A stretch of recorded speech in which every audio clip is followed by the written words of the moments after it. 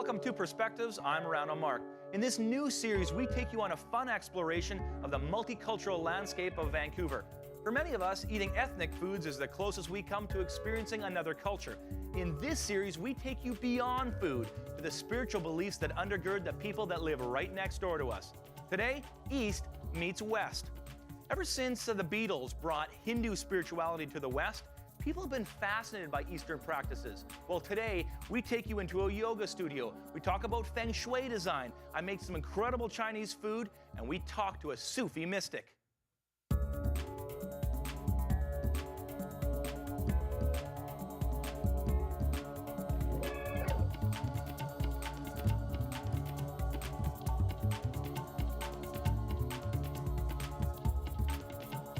Have you ever walked into a room and felt uptight and anxious, but then walked into some other room and felt at peace and calm? Well, the ancient art of Chinese Feng Shui says that the way that we arrange objects in a room and the way we design things is not neutral. In fact, there's principles that you can draw upon to maximize good energy or qi.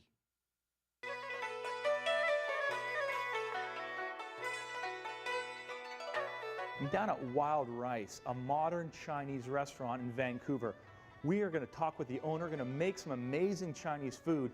This restaurant is designed in a very funky Feng Shui style with curved staircases and a free-flowing design. We're going to talk with the owner, make some amazing food. Andrew, this is a really funky modern Asian restaurant. You said when you moved in, you had some limitations, but you wanted to make it in a Feng Shui style. What's going on with the Feng Shui? Well, the space was very skinny, so we had to worry about flow and how to move through it. And the flow to move through it always has to be based on curves. So you don't run into a corner and have to make a turn. Okay. So your flow is And also the staircases are curved too. Staircases are curved for that reason. So put into the design element enough organic shape and matter alongside your obvious geometric shapes that are going to be automatically in there, like say the straight of the bar is going to automatically be straight. Right. The straights are going to appeal to males and the curves are going to appeal to females. Very cool. You want a room that curves says appeal hello. to males in some levels. In many levels. Yeah, yes. they do to me anyways.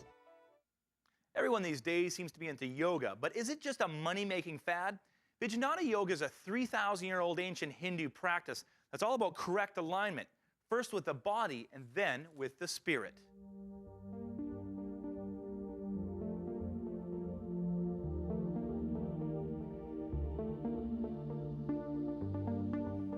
Tracy, Vijnana Yoga, that's what you do, and you are also interested in biomechanics, and I'm interested in how that all connects together.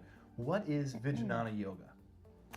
Vijnana Yoga is a traditional style of practice that's based on Iyengar's original works from the 60s. Some stuff. Take me to your mats, and we'll see if we can do it. Sounds great. After the break, I sit down with a guy who escaped the Taliban in Afghanistan to open a restaurant in Vancouver. I also do some bizarre yoga poses. Stay tuned.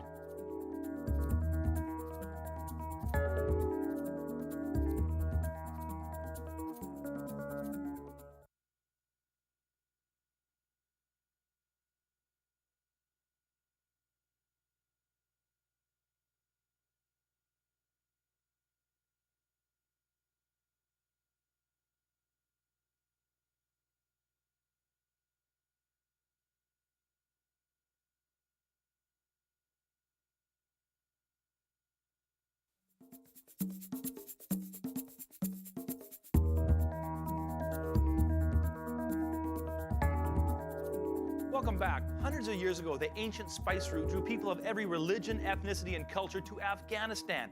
And it was within that globalized society that Sufi... Sincere and on a quest, I would say, to find a practice that will allow them for transformation. A lot of breathing? Yep. It comprises of meditation, pranayama, text study, and of course, the practice manual itself is it's quite in depth. Which are the positions and the... Yeah, the asanas, yeah. So we're not just talking a specific sequence doing it daily. We're actually talking about a multiple sort of discipline as far as the asanas. So we're delving into headstand, shoulder stand, hand balances, back bending, drop backs. We're talking about seated and twisted positions. So the variety becomes so large that the student has so much access to a greater sort of, I guess, selection of postures. Tracy, I play soccer, I run long distances, I got knee problems, I got lower back issues. Can you fix me? Absolutely. And it has several facets to it, which is very different and very unique to and compared to a lot of other practices. Because that there's are out tons there. of yoga out there. There's Everyone's tons of interested in yoga. you. What makes it different? What makes it unique? What makes it unique is because we're probing and we're asking students to move from a different place. We're asking people to move from the inside as opposed to the outside. Whoa, inside, what do you mean, inside? Yeah, we're asking people to start to become more aware of sensations, articulations, becoming more sensitive to how they're moving in space. So we're not talking just on the physical, we're asking them on their mental for clarity. We're asking about, of course, in their spiritual practice, you know? So, because many people at yoga, drive by and you see yoga studios and you see yoga, hey, at the gym there's yoga.